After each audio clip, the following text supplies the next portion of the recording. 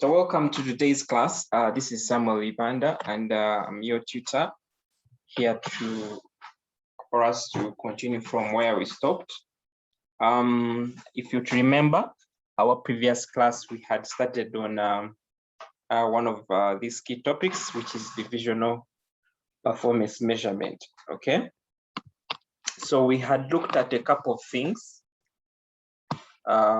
before we get to start from return on investment. We had looked at, I believe you got these notes, okay? So we had basically, like I earlier indicated, the reason why we study divisional performance measurement is because we want to learn how best we can actually measure the performance of businesses that I run in terms of divisions, okay?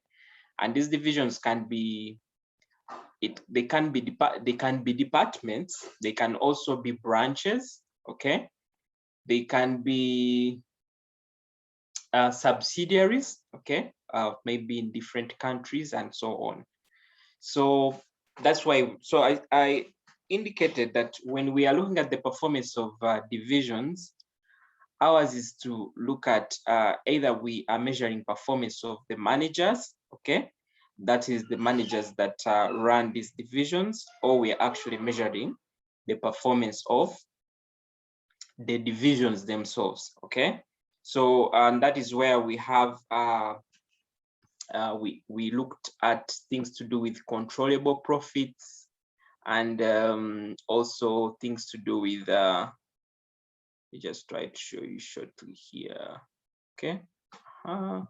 Right here, okay? So that's why we looked at things to do with controllable profits and then aspects of traceable divisional profits. And the concept here is that when we want to measure in terms of the performance of the managers, ours is to take interest in the controllable divisional profits, okay? Because those are the profits that are gotten as a result of us subtracting the costs that the manager has control over, subtracted from the sales, okay? We're able to get what we call our controllable divisional profit.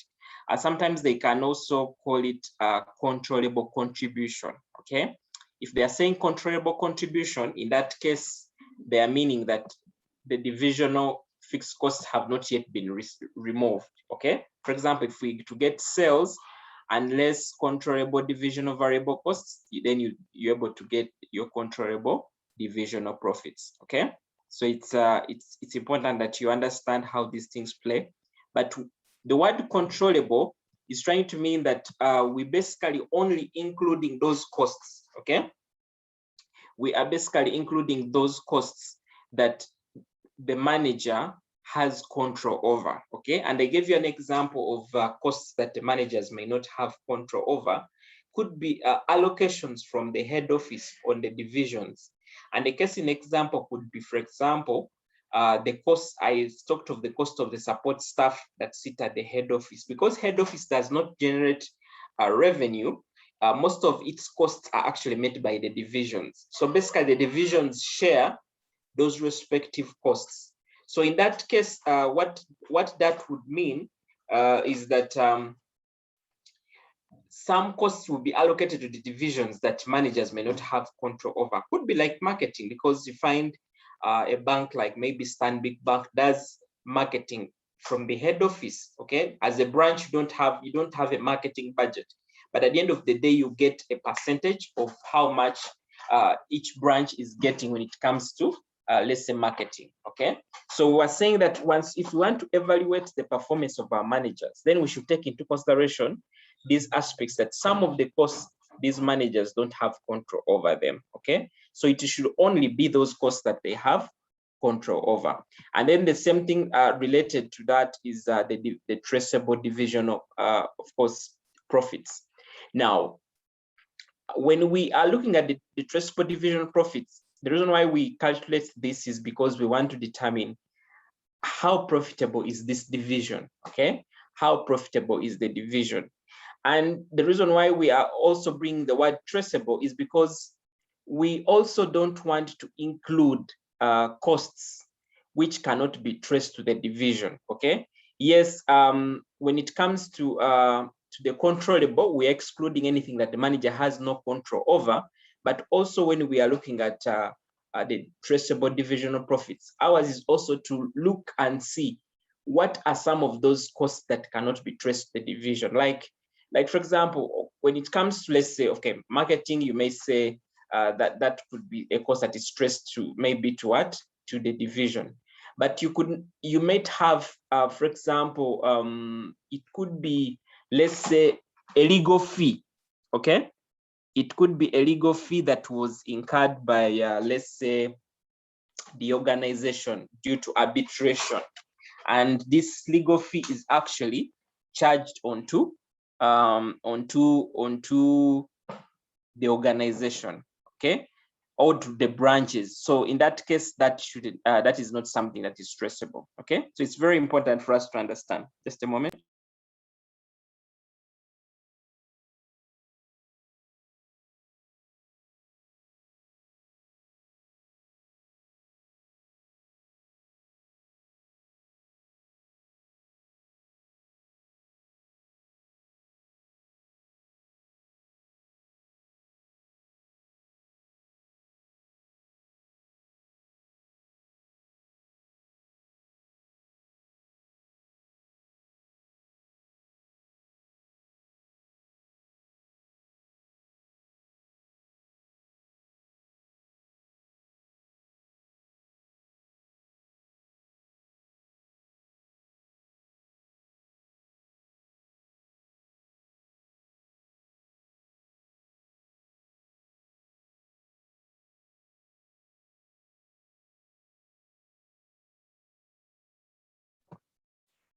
Sorry. So that is what I was trying to indicate. So I hope you're going through these notes, okay? I think some of the things that we also talked about were to do with responsibility centers, that even as we are trying to see, as we evaluate our managers and divisions, ours is also to understand, is our division an investment center? Is it a profit center? Is it a cost center? Okay, and so on. And that would help us to know which parameters are we looking at. Okay, for example, if a division is a revenue center, we know that the parameters we should be looking at are only around revenue and none to do with cost. If our branch is, let's say, cost center, then ours is to look at, we are not only just looking at, say,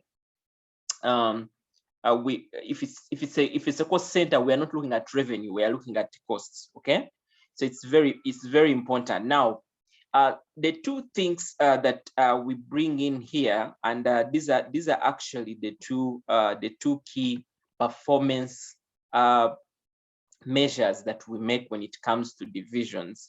We have what we call the return on investment, which is called the ROI. Okay, the ROI is a bit synonymous when it comes to something called the accounting rate of return. Okay, AAR. They have a similar way of how they basically work. And then we have something called the residual income. So in the next part of the class, we want to understand what is the difference between the return on investment and what is the difference between as well as the residual income. Okay, now just to give you an insight, just from the word return on investment, ROI is actually presented as a percentage. Okay, because it's like a return on investment. Maybe you've earned 10%, maybe you've earned 20%, and then residual income is basically a figure. Okay, is basically a figure. And return on investment, what you're looking at, how much have you put in? Okay, in terms of what capital have you put into the business and how much profit have you gotten? Which profit is our return? So when you get the return divided by the capital employed and times 100%, that should be able to give you your return on investment. Okay, so it's important for you to understand that. And then what happens also when it comes to the residual income, residual income, you're basically trying to look at what is your profit, okay? Especially the profit that is before interest. What is the profit less your cost of capital, okay? And we have an example here that can give us a picture. So we have an example here which says that assume you borrow unlimited amounts of money from the bank at a cost of 10%.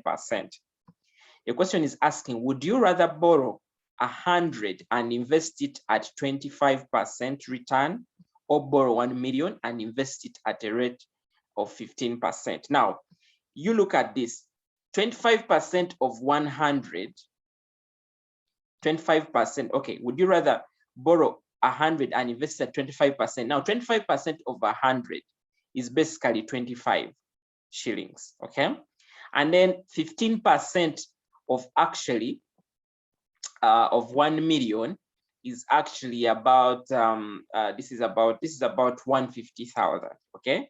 150,000. Now, one of the things that we really see when it comes to the return on investment, if these are investments, somebody, because this one has a higher return on investment, somebody will encourage you to actually take on this one that is giving you a higher. But at the end of the day, 25% of 100 is way lower compared to the 15% of the 1 million, okay? And that is where residual income now becomes in to be much better than this, because ideally, if you are making a decision, we would say that let's invest, let's borrow at 25% because the return is high, and then we leave out this. But in reality, if you're to get the residual income will try to look at, let's say, how much, for example, this is what we have. We have invested, let's say 100, okay? We have invested 100. And now our return on investment, they're telling us the return on investment is at 25%. Now, if you're to look at the 25%, basically, the 25% on, let's say, 100, okay? If let's say it is at 100, that is giving you, as we calculated, it gave us, let's say 25 shillings, okay? Now that is like 25% on let me just would you rather borrow 100, okay, and invest it at 25? So 25% of 100 is of course 25 shillings, okay? And then they're asking us that, okay, or borrow 1 million and invest it at 15%. So although we are having a higher return, like I indicated, when it comes to, let's say, the small investment, this 25% is higher. When you try to calculate and get what we call the residual income, you'd actually get a lower figure, and we are going to see how we're able to get a lower figure, okay? The same thing also happens when it comes to, let's say, when it comes to our 1 million. Now, how we are actually getting the 15 shilling is right here, and I want you to be very attentive. Now, they're telling us that we are borrowing this money at how much? At actually 10% per annum, which is our cost of capital, okay? So it means that if we are investing at a rate of return of 25%, 25% of 100 is 25 shillings. Now, when you less 10% of the 100, which is the cost that we are incurring, you actually come to 15 shillings, okay? The 25 minus 10 basically gives you 15 shillings. Now, when it comes to the bigger investment, 15% of the 1 million is of course definitely how much? 150,000, which is our return. But then how much is our cost? Is 10% of the 1 million, which is 100,000. So when you compare 100,000 with 150,000, you actually come to 50,000. So we are saying that residual income actually gives us a kind of absolute measure, okay? It gives us what exactly is the value, not the things of you're getting 10%, you're getting 25%. Ours is what is the actual figure. So this gives the importance of why residual income is much better, because in this case, instead of being taken up by the 25% rate seeming higher than the 15%, I'd rather go for the 15% because it is actually giving me a higher return on investment, okay? A higher residual income. So it's very important that you understand the two concepts. So we are going to look at more of how this come into play. But before that, this example would also give us a very good picture, okay? And I want you to be very attentive right here. So we have a case here. So this is Pichuara. Pichuara PLC is considering opening a new division to manage what? To manage a new investment project, okay? They are telling us that the forecasts cash flows of the new project are as follows. So we have year 0, we have year 1, year 2, year 3, year 4, year 5. And in terms of forecast net cash flows, we have 5, which is our investment that we are actually making. So we hope to actually make an investment of 5 million just at the start of the year. So at the end of year 1, we're trying to believe that we'll be able to get a cash flow of 1.4. These are like profits because they are calling them the net cash flow. So these are like profits. So we shall get a profit of 1.4 in year 1, year 2, 1.4, like that. So we go on to also look at this aspect of PCR's cost of capital is actually 10% per annum. And then they're also telling us that straight line depreciation is also used in this case. And they go ahead to say, calculate the project's net present value and its projected return on investment and residual income over the 5 years, okay? Over the 5 years. I believe that you remember what NPV is, okay? What NPV is, net present value. Now, the solution is right here, so I'll not so much go into Excel. I'll just try to explain it from right here. So ours is just to get it from here. So basically ours is, this is year. So we're able to include our respective years, year 0, 1, 2, or 3, 4, 5, okay? So once we have our years, now us is now to go ahead to look at our forecast, what is coming through. Remember, when we are calculating any PV, ours is trying to look at, we're trying to look at what are the cash inflows that are coming through, okay? And then what are our cash outflows, okay, as well. So in terms of forecast net cash flows, we have just picked from here, we input them right here, okay? And then we go ahead to now include the aspect of the present factor, okay? So they have told us the present factor is at 10%, and we are going ahead to include these figures, okay? I think you remember those times when we used to have those periodic tables.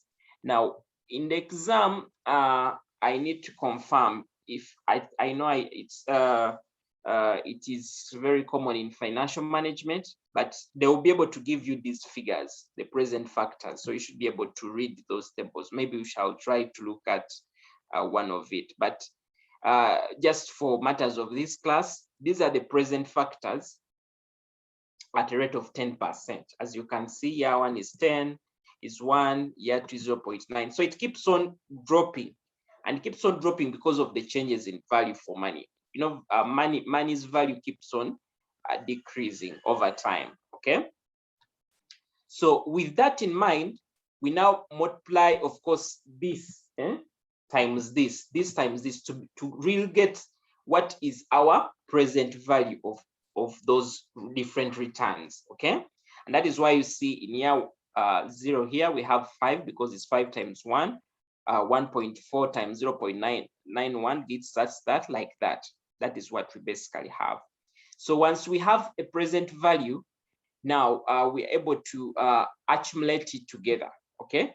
To get our net present value, which is the total of this. So we are trying to see that we have actually gotten $0.3 million as our net present value. Now, if you remember very well, when we are trying to look at investment projects, the principle is one: if the project gives us a positive NPV, then the project should be accepted. Okay, if the project gives us a present NPV, then the project should be accepted. But also, one of the things, of course, substantially, we are trying to see that here, we are getting basically 0.3 M. Okay, and if you're trying to look at even what we are investing, we're already investing about this is about what we are investing 5 million. So it means that by the 5th year, the net return that we would have gotten from this project is how much? Is just let's say is 0.3 M. Now in year 0, of course, if we are to compare it with the ROI, and as you're going to see when we proceed down, now this is ROI, and we said ROI is trying to look at your profit, okay, the profit vis-a-vis your investment, okay, vis-a-vis your investment. So we have our respective years here. We have year 1, year 2, year 3, and year 4 and year 5. Okay.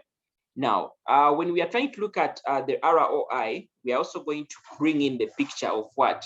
Of depreciation. Okay. Because ROI looks at the capital employed, your net assets. Okay. So our net asset in the year 1 is 5. Okay. Our net asset in year 2 will be 4. And how does the 4 come? We have our depreciation, and they're telling us the depreciation is actually straight line. Okay. If the depreciation is straight line, we are trying to look at the 5. Okay. Okay. We're trying to look at the 5, and we are dividing this 5 across across the 5 years. Okay. To basically get a depreciation of 111. So that is why you see in year 2, we are having 4.0. And when it comes to year 3, we are having 3.0. When it comes to year 4, we're having 2.0, and so on up to year 5 when we have 1.0. Okay. So with that in mind, we now bring in our forecast net cash flows, the one they just gave us here. And here, remember, for ROI, we're trying to look at the end of the period. So we are started with year 1 directly. So we have 1.4 across. Okay. So that is what we basically do have. Now we'll bring in the depreciation. Now the reason why we're bringing the depreciation is we want to remove it from the net cash flows. Okay. Because the net cash flows they have given us up before depreciation. So we remove this 111 across to determine what we have as our profit. Okay. So as you can see, the respective profit is 0.4, 0.4 like that. So it's basically the 1.4 less the 1.0.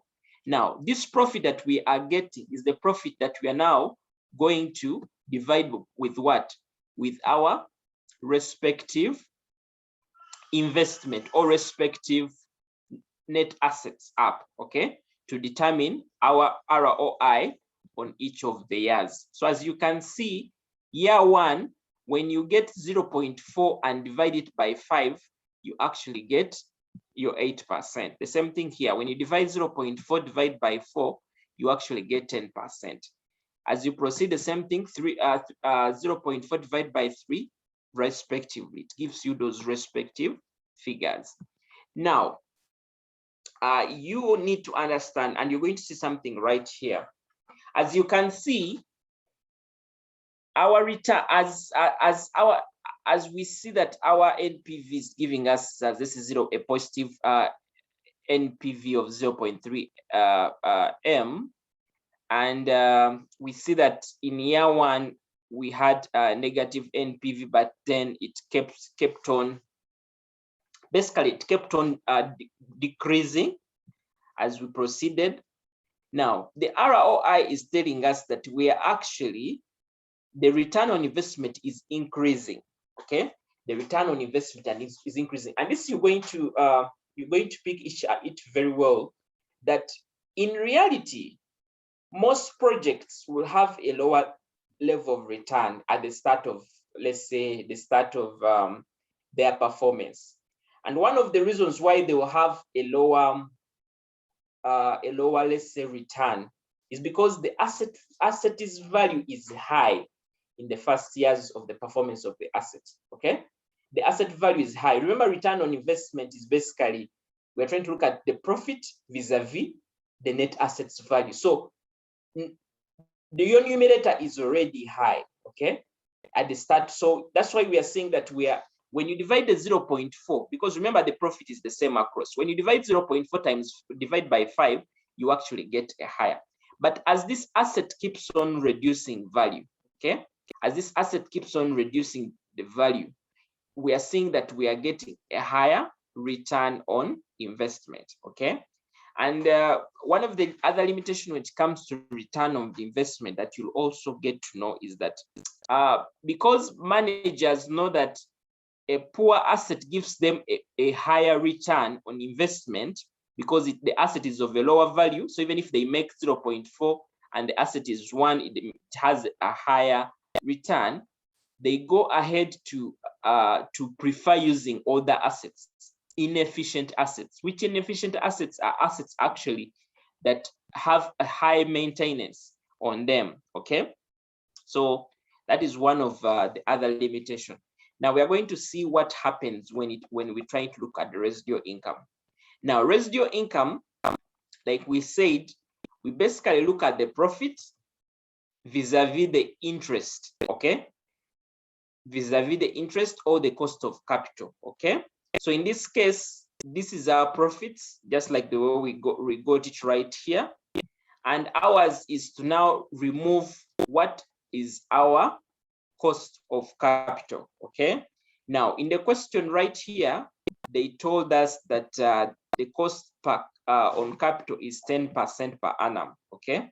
So 10% of our respective capital, we are trying to see that that gives us 0.5 in year 1, then 0.4 in year 2, like that. Now the 10% is basically just on this investment, as you can see, because that is like your net assets value, okay, or your capital employed, basically, maybe, okay. So that is why we are getting 0.5, 0.4, 0.3, 0.2, 0.1, and so on, okay? Now, if you try to get the differences, 0.4 minus 0.5, as you can see, we are getting a negative residual income in year 1. We are getting 0.0 in year 2, 0.1. But the other good thing is that the residual income also keeps on what? Growing, okay? So just to give a comment right here on the values that we have, just like I've been commenting, as we can see, first they are saying it illustrates the potential conflict between NPV and the other two performance measures, okay? So this project has a positive NPV, like we indicated, we saw 0.3M, okay? And this ideally should increase the shareholders' wealth. But we are trying to see that the ROI and the residual incomes in the first years could lead the managers to reject the projects. You see, we had 0.1 in year 1 here when it comes to residual income, and we had an 8%, okay, in year 1 when it came to the return on investment. So we are saying that even if it's giving us a positive NPV right here above, okay, it is showing us that ideally we are seeing that this 8% return on investment is lower, okay, in year 1. The same thing that is happening here, our year 1 residual income is actually giving us 0.1. So if managers are to make a short-term decision right here, then you find ourselves having to let go of some of the projects, okay? So that was just a picture to give you that, okay? So we are saying that ROI and residual income keep on improving, okay, as we have seen what has happened. And from from the analysis, the reason why they keep on increasing is because over time, the net book value of the asset keeps on falling, okay? And like I said, this is discouraged because it will encourage managers to retain outdated assets, which are actually costly to the company to maintain, okay? Yeah. So we have the advantages of divisionalization, okay? That you'll find in the notes right here. Of course, one of it is the delegation of responsibility to managers, because it's now the divisional managers that are taking charge and making sure that all, of course, everything is in place. So it means they are more motivated. You know, every time you delegate somebody, they are more motivated. Then the other is, of course, divisionalization can improve quality of decisions made, because the people that are making the decision themselves are the people that are on the ground. Divisions can be decisions can easily be more taken quickly. Of course, this is also important, because if a customer comes and is, let's say, borrowing an amount of money, for example, it's a bank, and the amount of money is beyond maybe a ceiling, and this has to be approved by the head office, you know how long that will take. But if there's divisionalization where decisions can be made by division managers, then decisions can be made easily and quickly, okay? Division organizations frees up top management, okay? That is very important. Management is able to concentrate on bigger things, which is the strategic planning, and allowing things to do with the operations to be within our divisional managers, okay?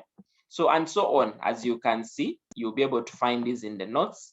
Now, when it comes to disadvantages, I already talked about the dysfunctional decision making.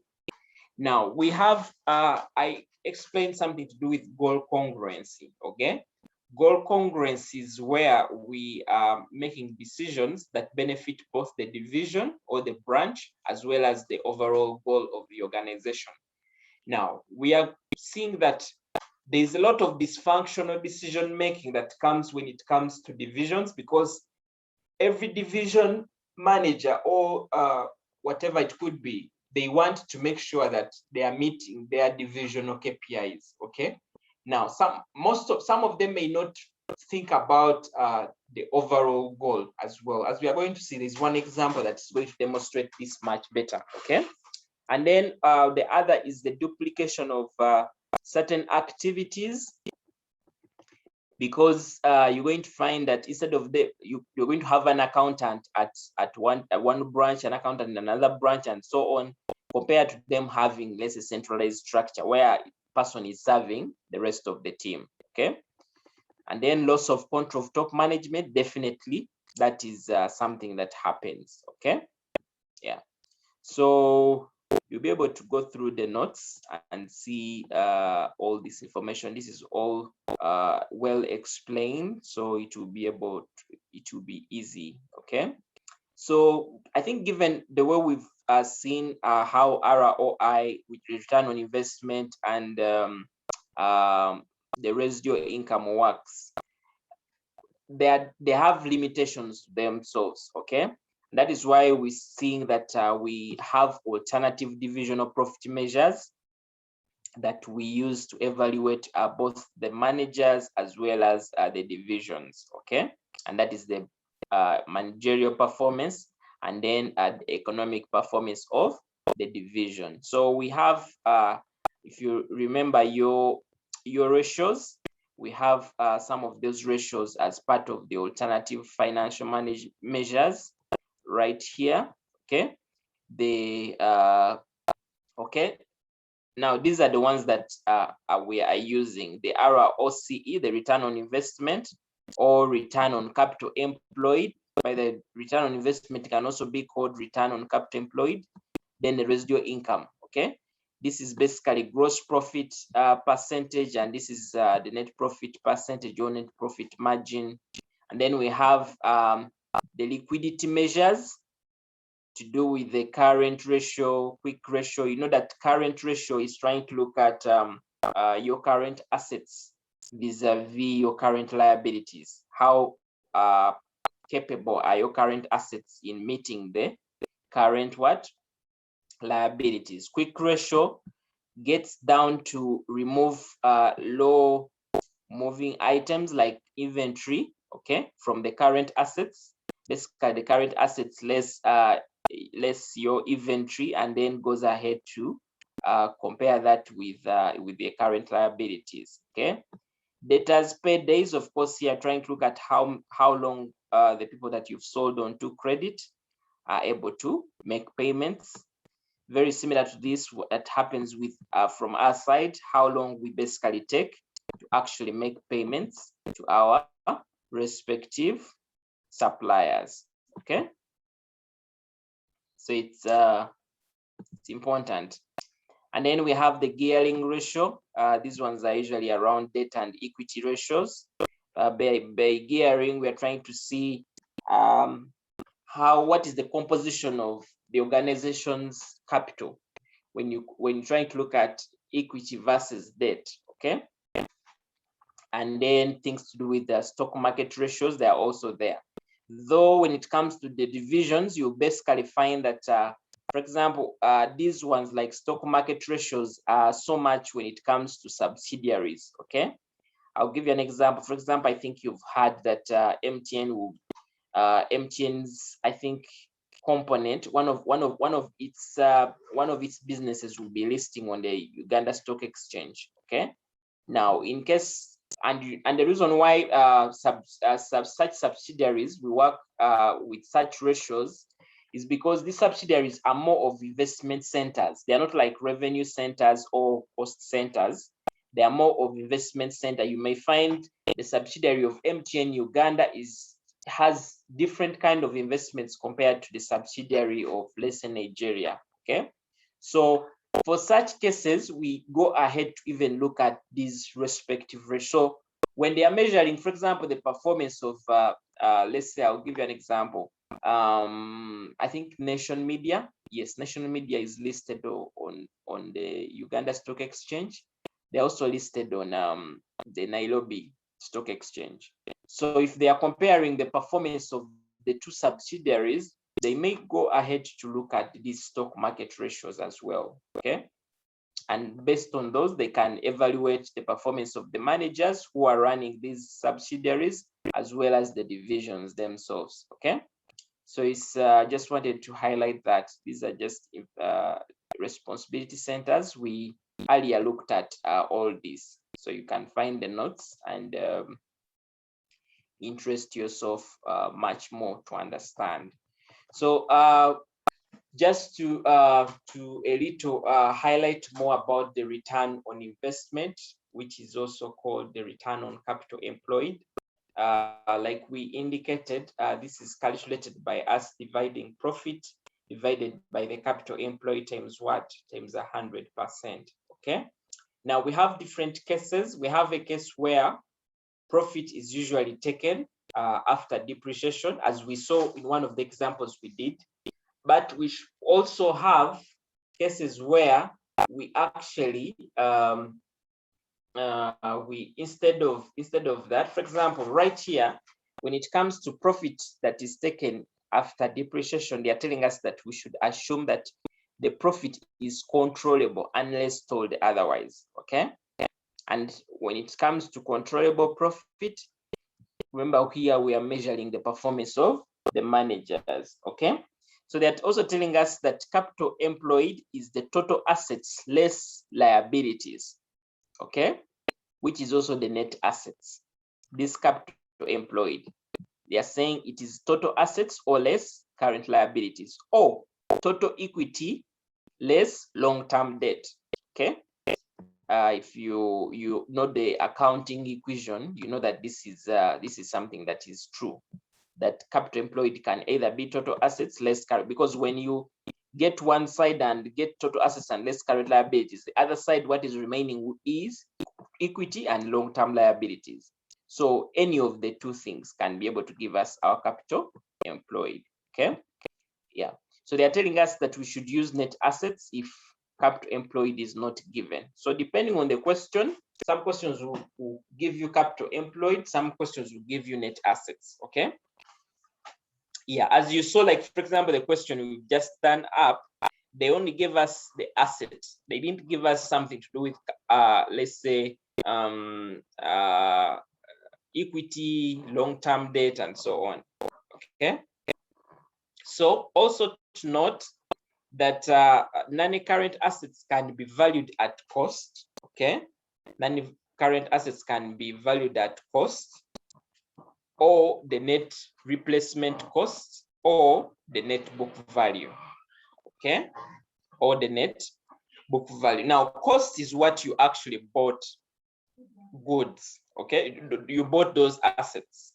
Net replacement cost means that if you to go back to the market, how much would that, let's say, vehicle cost you, or how much would that machine cost you? Okay, so the replacement cost may totally be different from the cost, maybe because prices have increased of such commodities. Okay, so you need to know. And then net book value takes into consideration the depreciation. It's basically the cost less the accumulated depreciation as at that date. Okay, yeah. And then we are also saying that the value of the asset employed can also be either the average value of the period as a whole, or the value at the end of the period. Okay, an average value of for the period is actually preferable because it gives us on average how much that asset has been, okay, compared to us taking the value of the asset at the end of the period. It's important for that to understand. So also one of the other things that we should know when it comes to a return on investment, like we indicate now, when we are trying to look at the performance of the division, our return on investment will be basically the divisional profit expressed as a percentage of the assets employed by the division. Okay. Now, if we are trying to, and we already, of course, the asset employed can be defined as the total divisional assets, okay, controllable by the divisional manager or the net assets. Now, of course, if you're trying to calculate the return on investment for to evaluate the manager, definitely this will not be divisional profit. This will be controllable profit. Okay. Yeah. It will be controllable profit. The controllable profit, or sometimes they can call it the divisional controllable profits, but as well as the word controllable is very key when it comes to the manager. And then when it comes to the division, we are basically trying to look at the divisional traceable profits. Okay, very key. So reason why it is of course widely used is because it is more identifiable from the income statement. The reason why it is more identifiable from the income statement is because it uses the profit. Okay, it uses the profit from the income statement, and then it also uses the net assets from what? From the balance sheet. So that is why it is commonly used. Okay, so we have just reasons for using ROI, as you can see there. You'll be able to find it, and then you'll be able to see the disadvantages. Now, I already talked of one of the disadvantages, that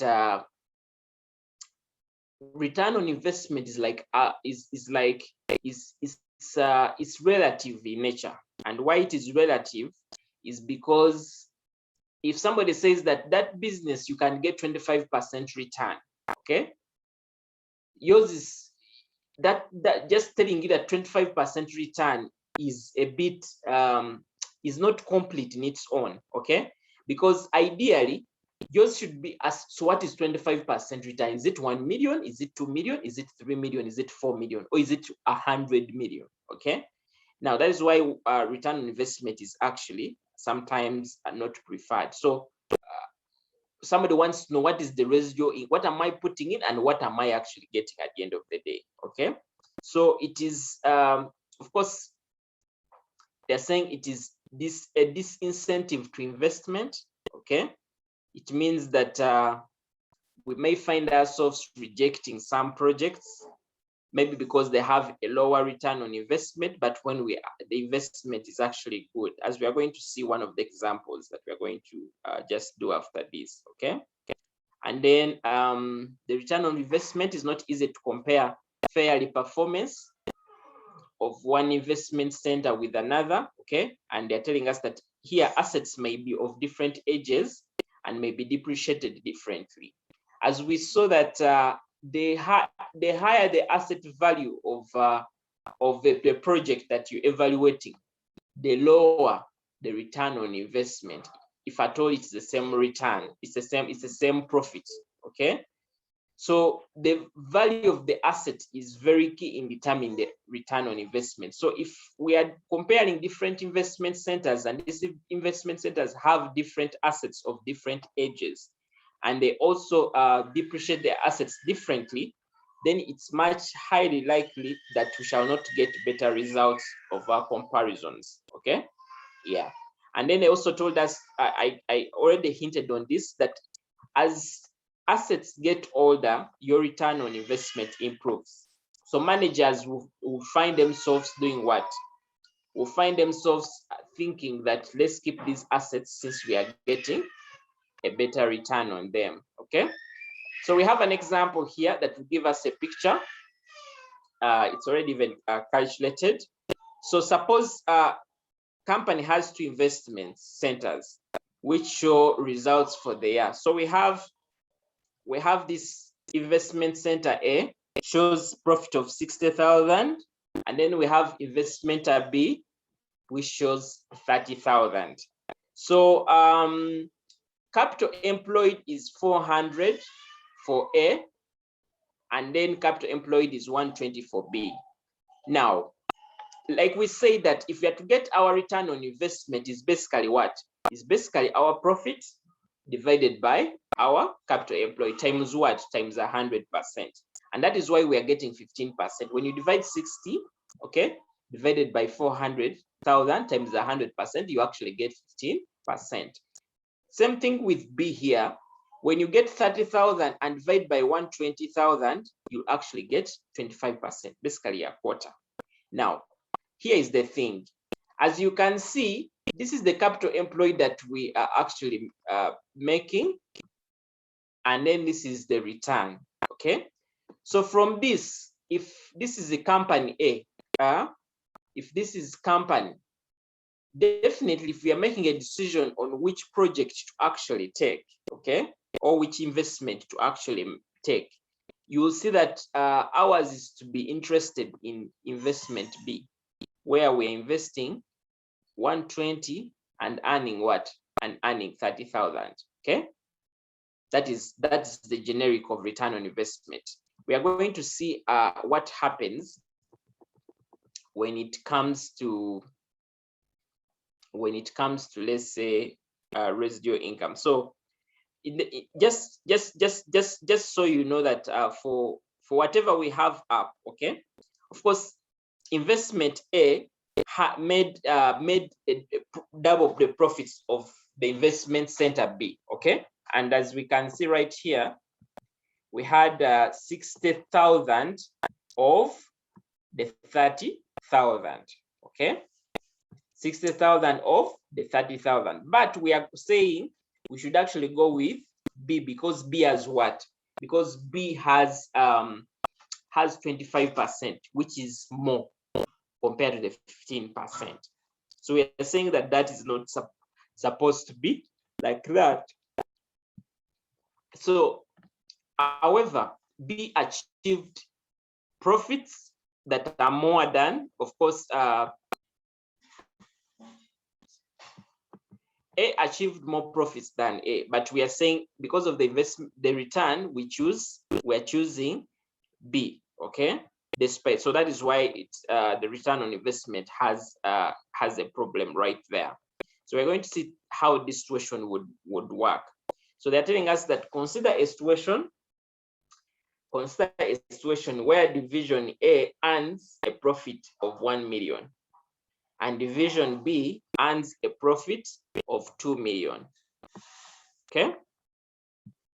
So ideally, even before we proceed, if division A is earning 1 million and division B is earning 2 million, definitely the division B is performing better than 1 million.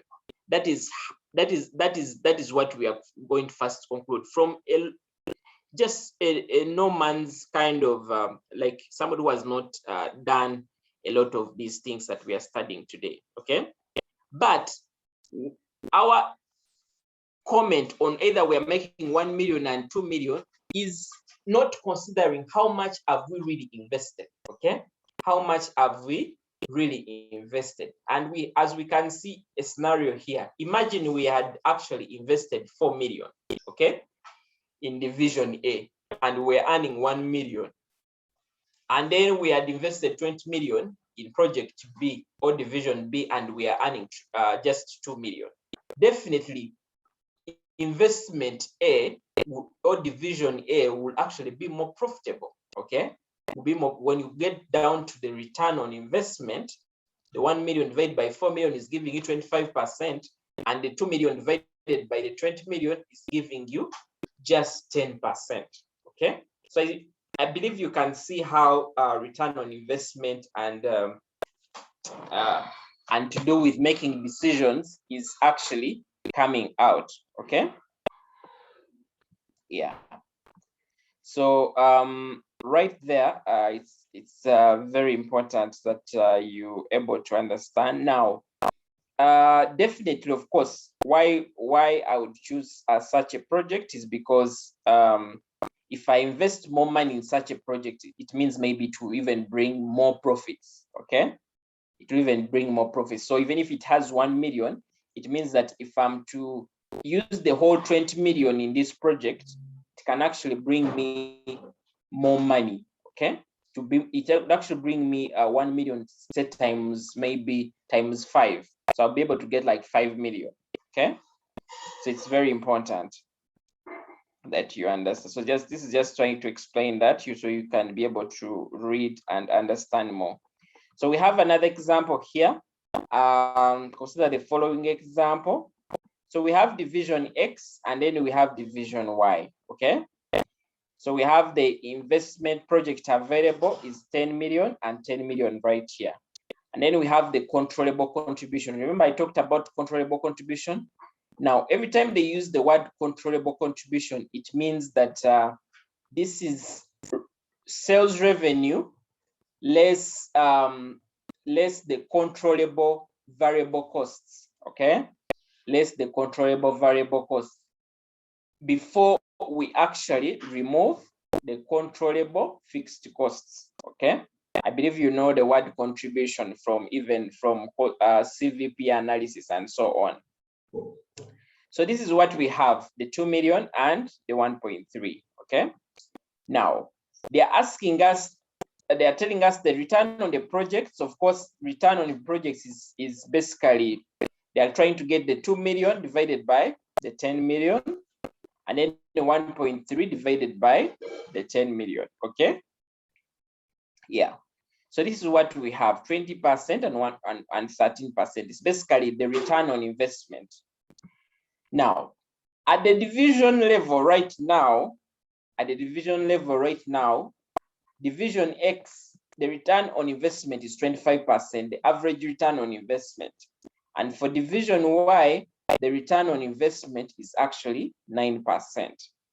So what this would mean is that since division X, this project has a lower return compared to what they have here, they will actually not take on this project. Okay, they will think otherwise about this project. Same thing here, because we have 9%, which is our average return on investment, and we are now making 13%. We would say that, oh, this project is actually good, but you're going to see something. Now, if it's assumed, okay, if it's assumed that the overall cost of capital for the company is 15%, if it is assumed that the overall cost of capital for the company is 15%, which is like the head office to get this money, it incurs 15%. Okay, So we are trying to tell, see here is that here, this division, if 15% of the 10 million is actually what? Is about 1.5, okay? 1.5 million. So we incur an interest rate of, let's say, 1.5 million in bringing in this amount of money, okay? Now, this manager, remember we are making already 2 million. So we are already making a higher amount of money that is higher compared to how much we are incurring. So this project would be good if we are trying to consider the head office cost of capital. And then we are saying for division Y, remember our cost of capital is 15%. 15% of 10 million is actually 1.5. And this project is giving us a controllable contribution of 1.3. Now, as division X says this project is good, this project overall to the organization is actually not good, okay? Because we are incurring more of the 15%. And this is what we explained right here, just to take you here on disadvantages of what? Of ROI. I think even up here, right here. When it comes to the disadvantages of divisionalization, there's something to do with dysfunctional decision making, okay? Where managers of respective divisions are actually making decisions that benefit them, not decisions that would benefit the overall organization, okay? So that is the same thing that has happened right here in this question, okay? So to comment, of course, like I've tried to indicate, is that on the other hand, the manager of division Y would wish, of course, to invest the 10 million because it gives them 13%, which is higher than the 9%, like I explained. And the same thing that happens with when it comes to the manager of X who reject the project, okay? Because it is giving them 20% and their overall is 25%. Now, the company has a cost of capital, and the company in itself, if we are trying to consider the company, then we are saying that the project we should actually take on is actually this, the one of division X, because it gives us a higher value compared to the 15% cost of capital, okay? Yeah, so that is what we're trying to indicate. So I hope you get, and like I brought in the aspect, once we make such decisions, then we actually lacking what we call the goal congruency, okay? Like I said, goal congruency is basically saying that the goals of the company and the goals of the branch are in balance, okay? There is no kind of cases where a branch is making a decision that favors them compared to decisions that should favor the overall company, okay? So it's important that we understand. Okay, all right. So return on investment can also be measured in other different ways. And like we indicated earlier on, this is the standard one, profit after depreciation as a percentage of net assets employed, okay? And this is the most common method, like I've indicated.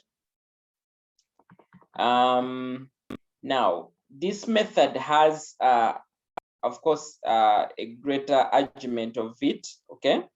Because we know very well that the net assets of the business keep on decreasing because the asset keeps on getting old, okay? The asset keeps on getting old. Of course, in the same way, the argument against that is that we are going to see a higher return on investment in the years after several years after the purchase of the asset or after the investment, because it's actually just a reduction in the value. Not that the company is making more money, but it's just the asset is actually low in value. And that's what we are calling the false impression of improving performance over time. Okay, so terms of, like I said, why it is basically used mainly is because it's a common method that's normally accepted. And then also organizations are continually buying new non-current assets to replace the old ones.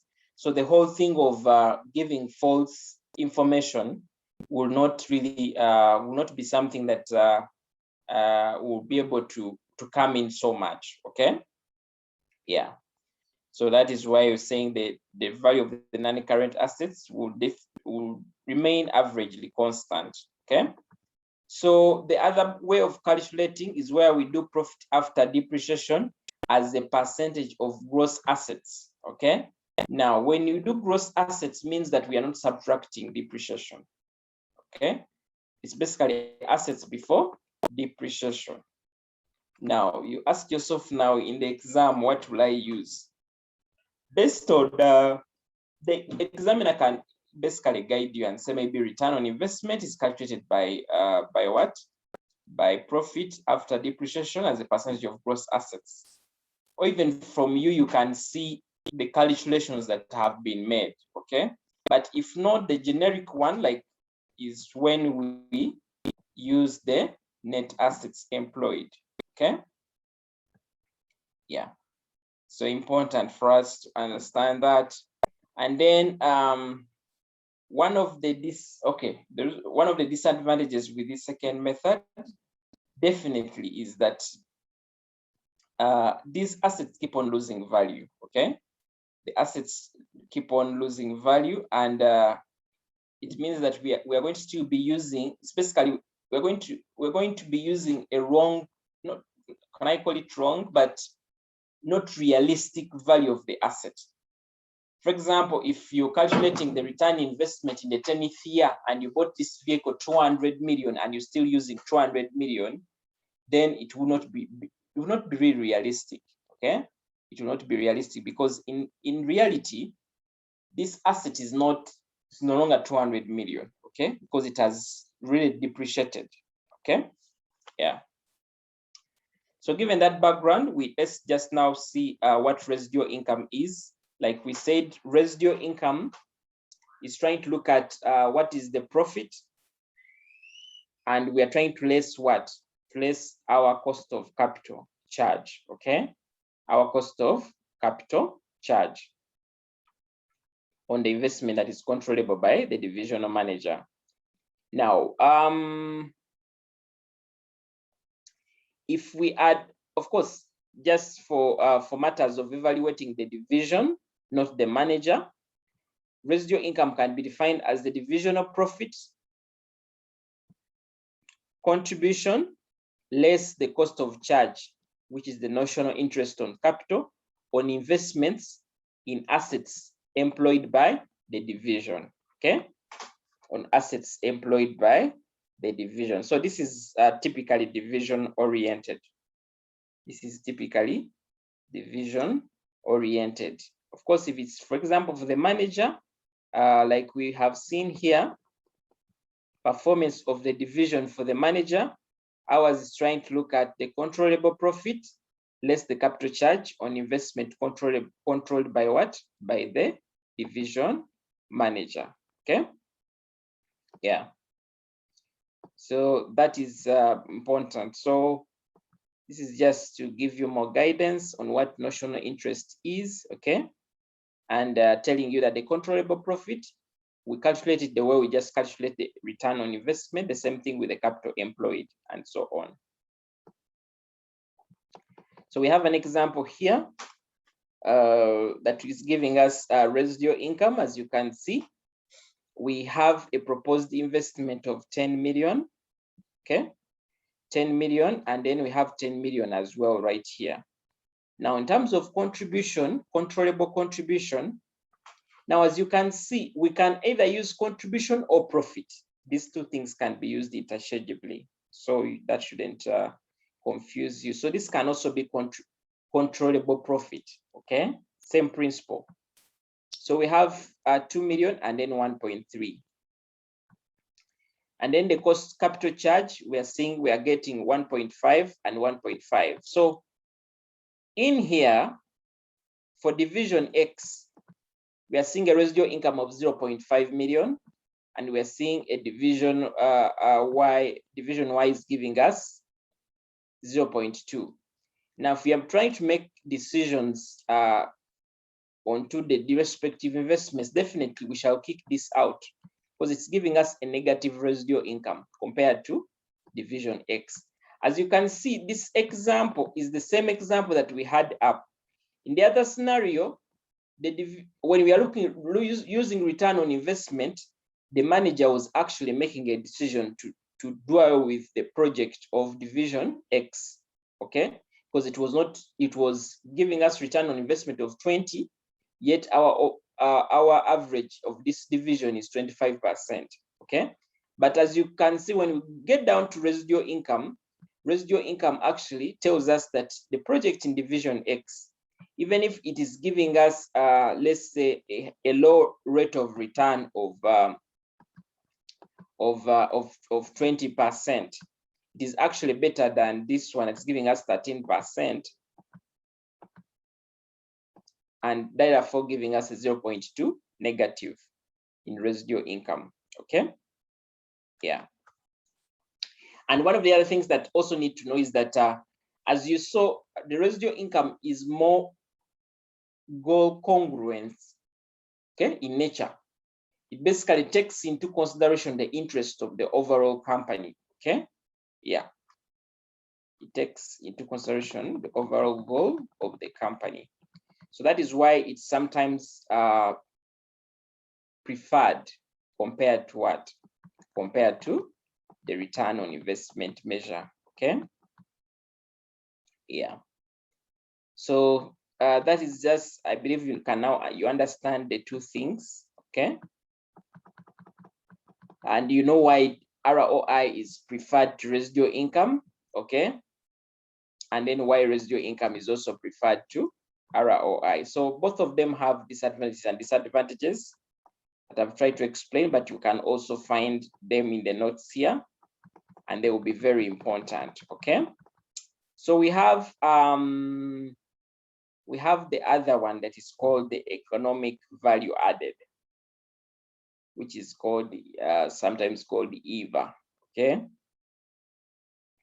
So now this was basically a refinement of residual income, okay? It was basically a refinement of residual income. Now, we are trying to say that this extends the traditional residual income and tries to measure and include adjustments to the divisional financial performance measure for distortions that come as a result of the generally accepted accounting principles, okay? Now, if you look at, I think we saw something up, but if you try to look at, remember this contribution that we are using here. This contribution is an accounting contribution, okay, in its nature, and it has some costs that are, can I call them arbitrary? They are okay. They are costs that are they are basically notional costs, or just imagined costs, okay? Basically imagined costs because of account. You know, accounting, we have costs like provision for bad debts. When we make a provision for bad debts, we recognize the bad debts. When you have exchange gains and exchange losses, we include them. But ideally, those are just accounting costs and revenues, okay? So EVA tries to remove some of those imagined things, okay? And that's why we are saying that it goes on to adjust the profit with what? So the conventional divisional profit will either plus or minus any accounting adjustments, and then we now later on less our cost of capital, okay, or cost of charge. So it's very important to know what exactly happens And the reason why we are trying to make that adjustment like indicated is because when you're trying to calculate your controllable profit, okay, you basically use the gap principles, which gap principles I've already indicated some of the things that are basically are not realistic in nature, okay, are not realistic. So those adjustments have to be made to make sure that we are having the right profit, which we call the economic profit, okay, which is the economic profit. So yeah, that is important for you to understand. So you can read more about this. This was developed by Stan Stewart, who registered a trademark for that concept. Okay, so that is what Eva does. Okay.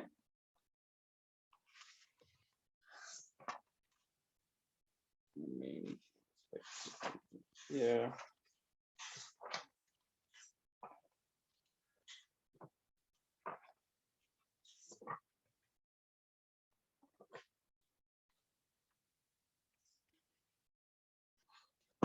Okay, so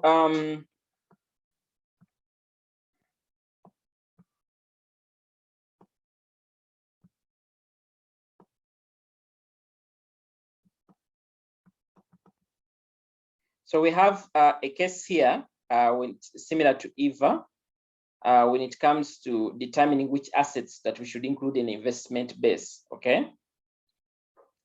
Now,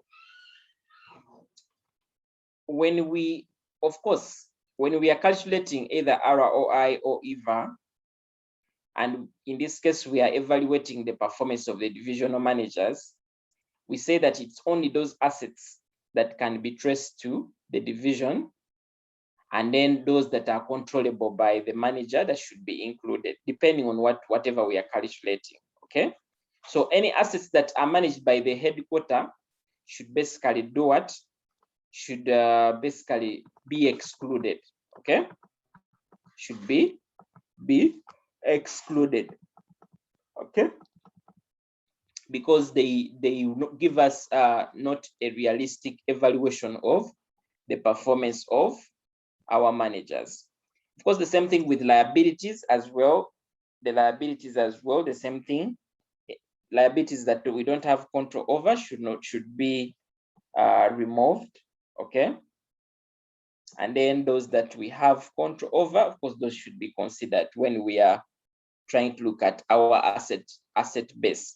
Remember, when I'm speaking about what to include in the assets, remember we have what we call the net assets, and we say that when we're calculating the net assets, it is either total assets less current liabilities or equity plus long-term liabilities. Okay, so as we are doing that, this explanation below is telling you what to basically include, and that's why they have brought in the aspect of the liabilities as well. Okay, so it's important that you understand everything that happens, so you'll be able to read more about that. The information is a bit clear. So we have a case here to do with the impact of depreciation. Okay, now as we saw up, we saw that depreciation affects our return on investment as well as our residual income. And the reason why it does, it's because it affects our profit. Okay, depreciation is deducted from our profit. Okay, yeah. So we want to see an example here. So there's an example here: an investment in an asset of 1 million with a life of 5 years and an annual cash flow of 350, and then a cost of capital of 10%. Okay, they're telling us that this project has a positive KPI, a positive NPV, sorry. Okay, now if you do the calculation based on based on what we had up in terms of your net present value factor, okay? And you can incorporate that, you should be able to get that value, the 326,850, okay? So we're going to try to see how depreciation affects. So we have profitability measures using straight line method. We're going to try to see how this plays. So we have our respective years, as you can see. Our net cash flow is 350, like they have indicated. The annual cash flow is 350. Now, the depreciation, they're telling us depreciation is straight line. So this asset is worth 1 million and has a life cycle of 5 years. They are not told about it's a scrap value. So it's basically, if you're getting the depreciation, not the depreciation method is cost less scrap value divided by the useful life. So in this case, what we shall basically do, since we don't have scrap value, it will be basically 1 million divided by what?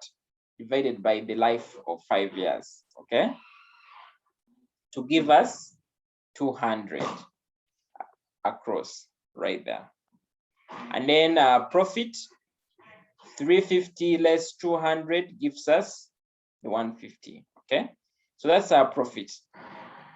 Now, when you bring in our cost of capital, okay?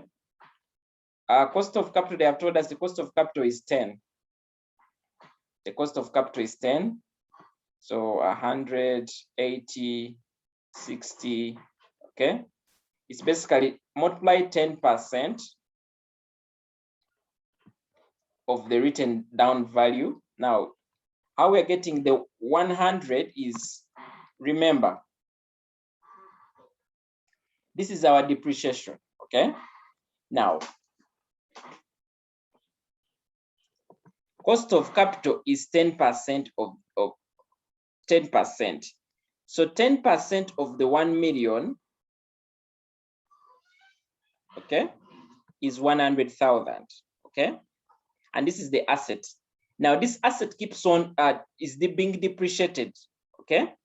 So 10% of our depreciated asset in year 2 after depreciating 200 gets to 800,000. So 10% of 800,000 gives you your 80. The same thing happens with year 3. Year 3, the asset has 1 million. The accumulated depreciation is about 400, giving you 10% of it, giving you 60. So 60, 40, 20, like that, okay? And then right here, we're trying to get our EVA. Our EVA, like you say, it's a residual income, okay? It's the residual income, but like they indicated, residual income that is adjusted of the accounting what? Adjustments.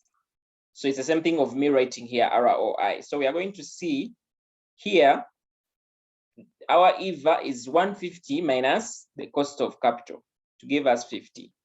150 minus 80 to gives us that, like that. So this is just opening work. These are assets. This is net book value. Year 1, it's 1 million. Year 2, it's 800,000. Keeps on reducing as we saw what exactly happens. Okay. Now, the return on investment. Okay. We are also calculating the return on investment. Remember what we said? Return on investment. We get our profit. Okay. Divide it by the capital employed. So year 1 is 150. Divide by what? The 150,000 divided by 1 million to give you what? To give you 15%. Okay. Year 2, it will be basically 150. Okay. Divided by what? Divided by 800,000. To give us right there, like that. Year 3, it will be basically 150 divided by 600 to give us something like, let's say, the 25%. Okay. So, and so on. Now, you're going to see something right here, and I just want to read for you this explanation so you understand. So when you use the straight line depreciation and then asset is valued at original cost, we are trying to see that there will be a return of 15% for the 5 years. Okay.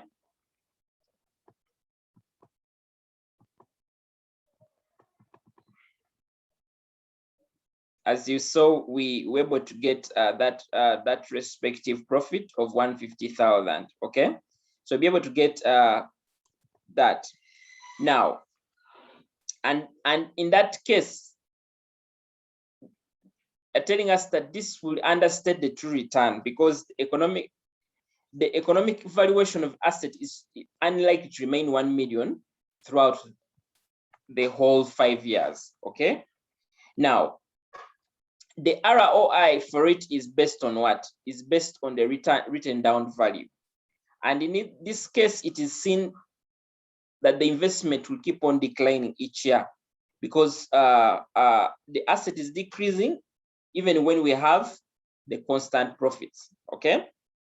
And of course, this is also, as we saw, given that result, because the asset that we are dividing with is actually reducing value, then we are seeing that there is an increase in the return on investment. As you saw, from 15%, we came to 18.7%, even with constant profits. Remember, our constant profits is 150,000. Okay. Now, they're telling us that, of course, the increase in return on investment will basically suggest that the manager is actually performing well. Okay, the manager is performing well, but in reality, this manager is just benefiting from what? Is just benefiting from the asset that is actually reducing value. Okay, and of course, at the end of the day, such a manager is being given, let's say, bonuses and so on. But in reality, this manager is not, like, for example, return on investment is on ROI is 75% in year 5. But in reality, the profit is still the same.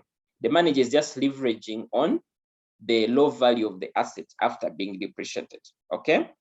Now, we are also seeing when it comes to decisions made using EVA method. Okay. They're telling us that if the asset is valued at cost, EVA of 50,000 will be reported each year. Okay, and basically this will be the 150%, 150,000 less what? Less the 10% capital, and this is what they are trying to mean right here.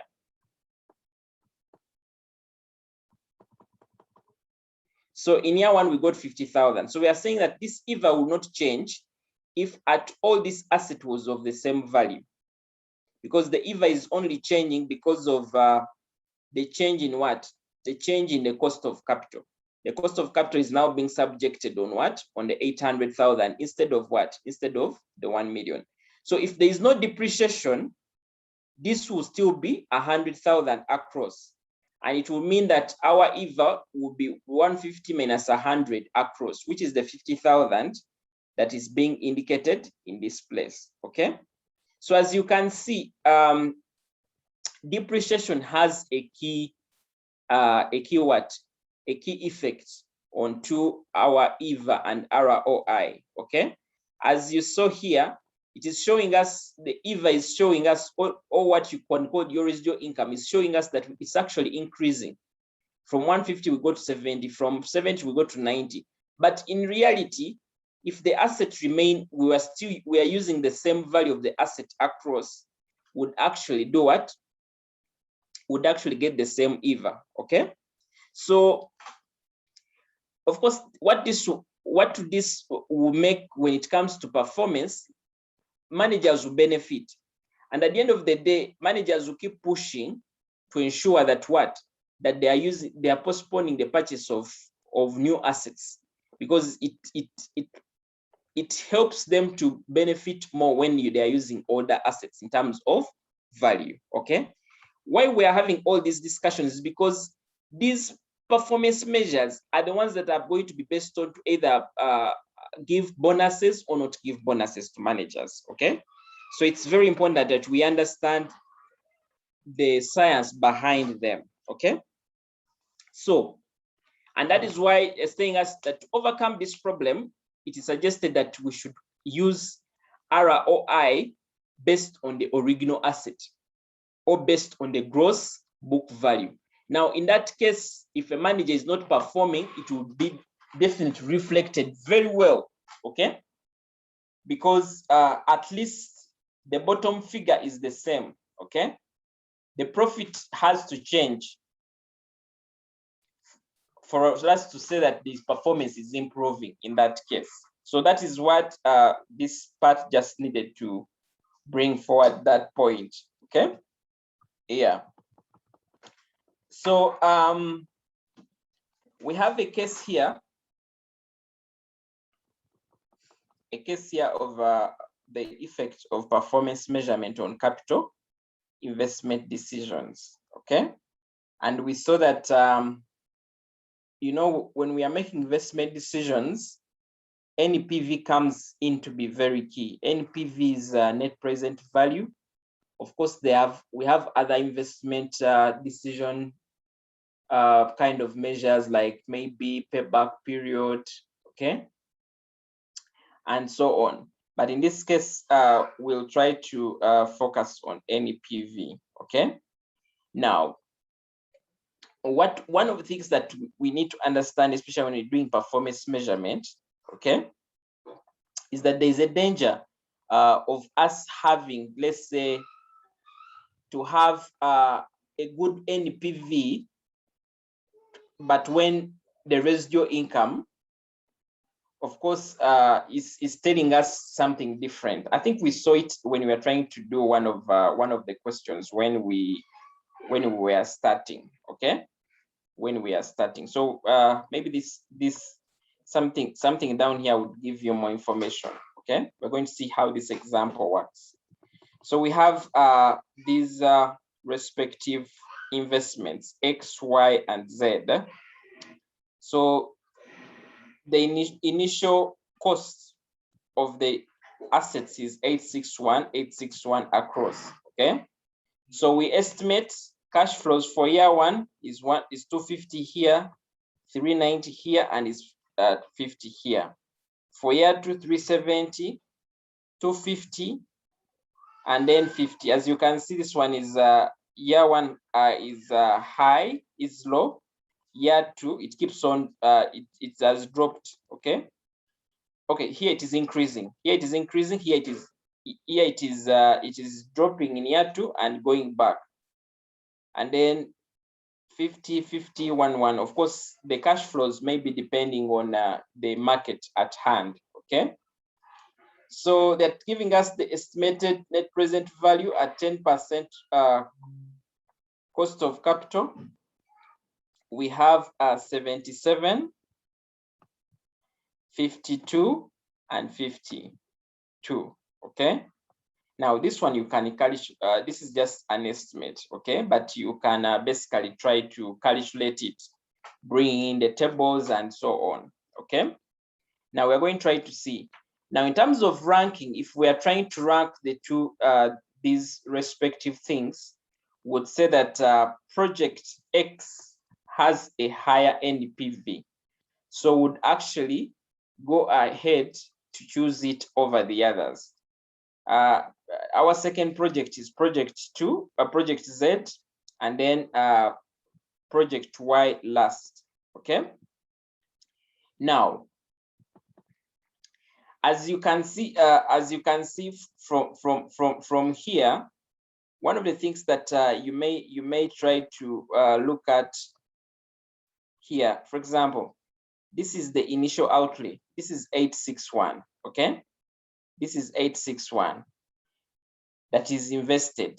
But if you get to 250, 370, and 540, now, yours is to also calculate and see what is my residual income when it comes to these projects, okay?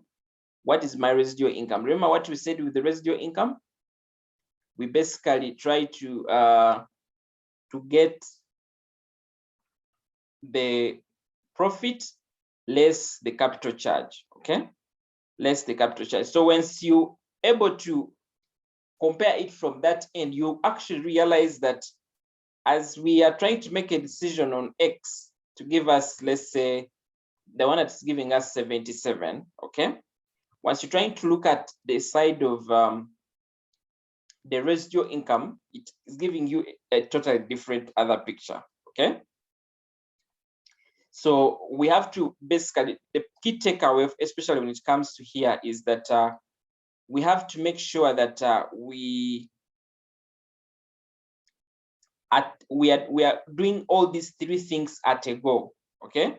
You don't just make a decision on, let's say, on any PV. Yours is to also do, let's say, the return on investment and then the residual income, to be able to get a better picture of how the project works on each of the different parameters, okay? Yeah. So that is important to understand, okay? So we have one of the other parts here that is just addressing the dysfunctional consequences of short-term financial measures. And here we're trying to see the return on investment, the residual income. You know, in the short term, they give us different different results. So this is just an explanation of how that can be addressed. I would encourage you to basically just try to read. It's well explained. I don't want to take a lot of time there, okay? So as we have seen, we've understood more about the return on investment and then the residual income. Now we have the other analysis that we can make. Like I talked of the ratios, and the ratios here we looked at the liquidity ratios, stock market ratios, the gearing ratios, and so on. Now we also have variance analysis, and here we're basically looking at the budgets and then actuals, okay? And then we have other management ratios. These are basically could be looking at things like contribution per key factor, for example, could be transport per mile, overheads per chargeable hours, and so on. We also have things to do with like staff turnover, and now these are, when we start getting here, these are like financial, okay? They are basically less, they are basically qualitative factors, okay, or qualitative measures.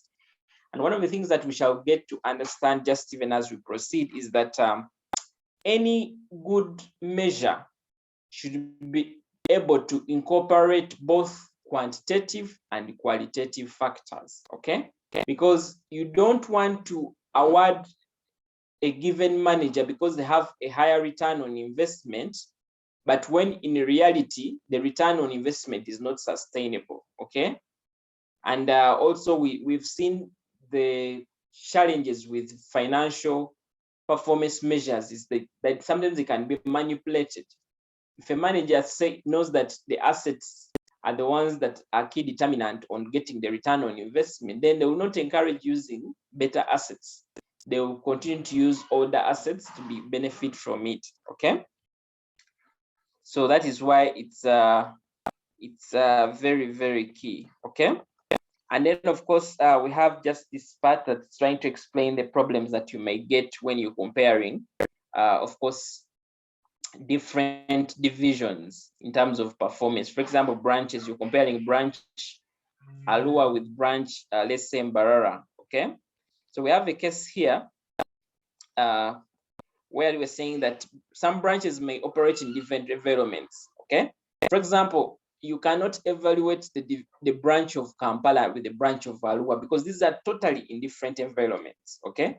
The reason why manager A is only bringing 200 million revenue in branch Alua is because of the environment. They cannot go beyond. So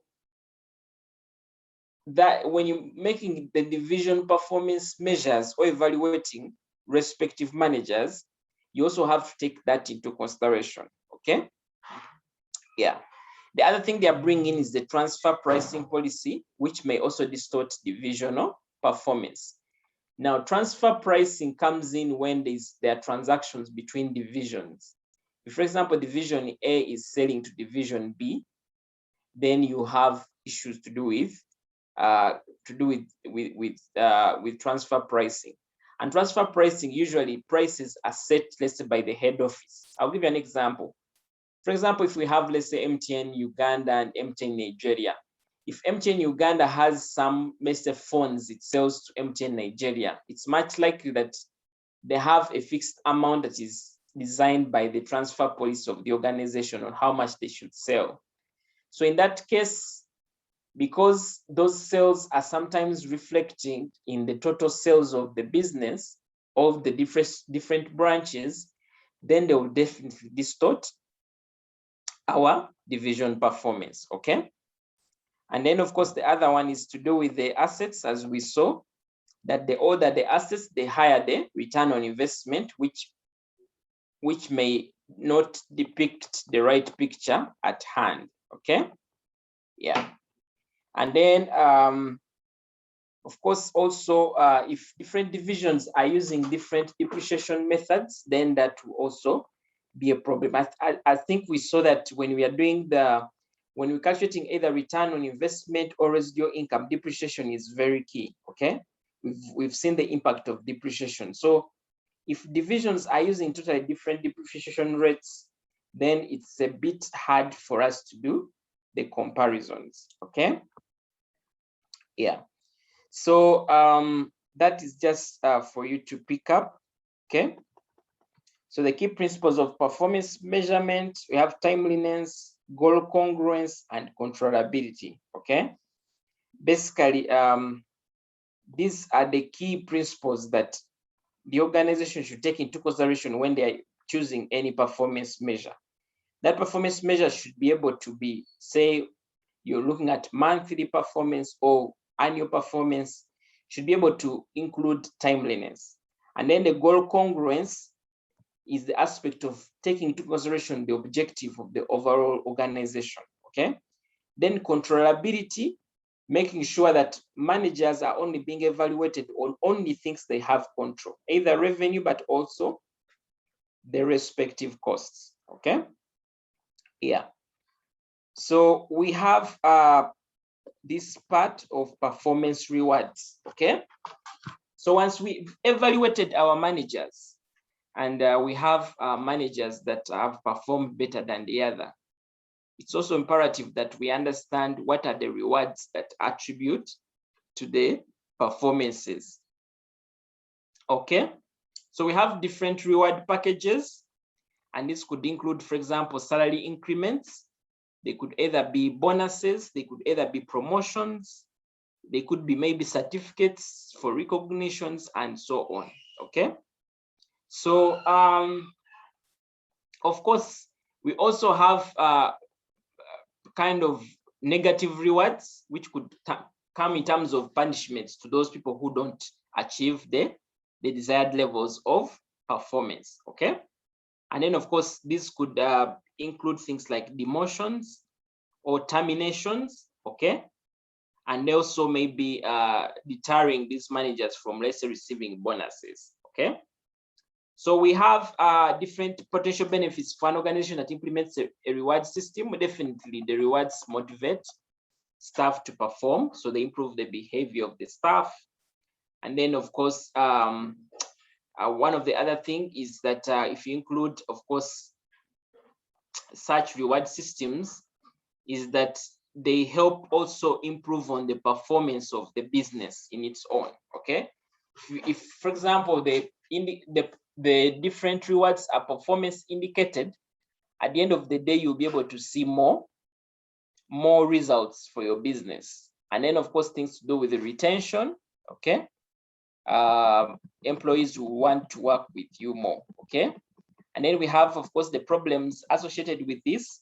Like we saw, we have an issue to do with dysfunctional behavior, okay?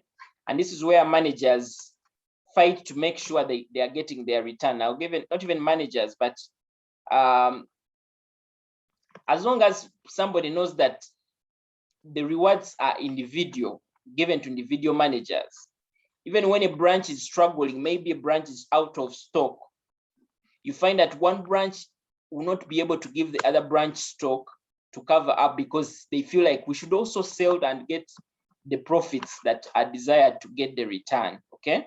And yet overall, the organization would much benefit if there is a balance in terms of how much stock each of the branches has, okay? So that is the aspect of dysfunctional behavior, okay? And of course, the other one is one of the other things that may also come with maybe rewards as well. Of course, the rewards are costly to the organization, and may also one of the other things is that these come in and they are sometimes short term, and sometimes they may be long term, okay? So depending on the scenario, they may have different effects. If it's short term, it means that people will be short term oriented, okay? If they are long term, then of course we'll have an aspect of maybe demotivation. A case in example, if the return on investment is okay, if the rewards are given after maybe after 5 years, then the manager will feel like by 5 years will I still really be in the organization, okay? And in that, that will not really be something that they should be considered as a reward to them, okay? So we have several of them here. Self-interested performance may be encouraged instead of teamwork, okay? High levels of output may be achieved at the expense of quality. So many of them that you can read about. So those are the type of the rewards that we have, the bonus pay, the salary increment, the profit-related pay, as we have seen.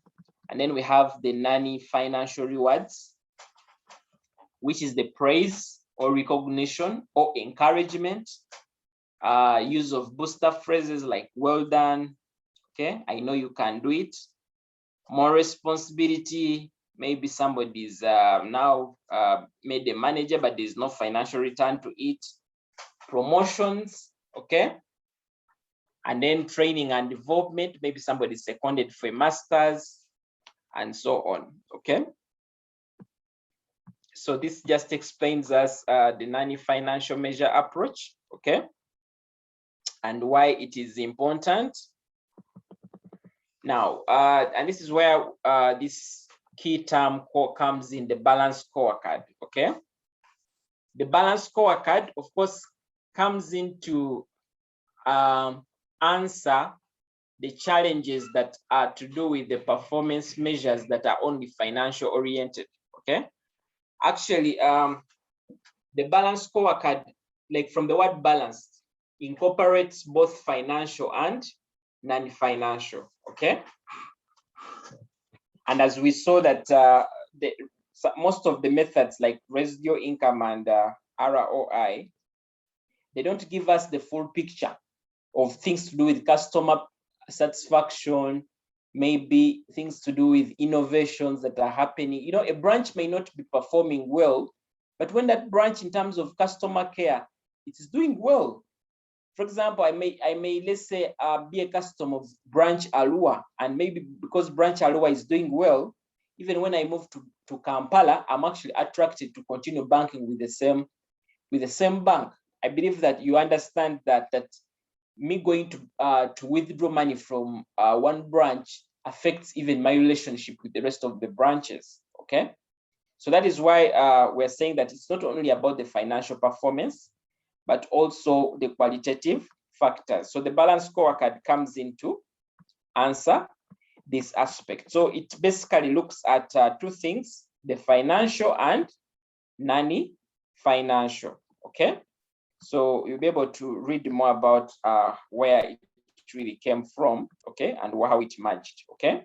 So basically, balance scorecard from definition, this refers to strategic management tool that integrates both financial and non-financial in a single concise report.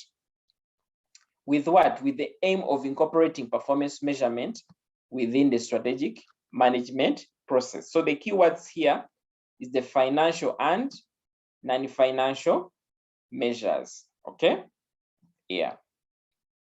So just for you to know, these are grouped in terms of perspectives. So we have the first perspective, which is financial success. Now, the financial success is what is answered by the return on investment, the residual income, the net profit margin, the gross profit margin, and so on. And this is the question we look at here is how, of course, the shareholders, their overall goal is to get a return on their investment, on their capital. Okay. Now, we also have customer satisfaction. How do the customers see us? And now, as we see, why these things are very key, the customer satisfaction, the process efficiency, and the growth, is that as financial success is just looked at as short term, the customer satisfaction has a bigger impact on how successful the business will be. Okay, because it means that this financial success even has growth potential if our customer satisfaction is actually high.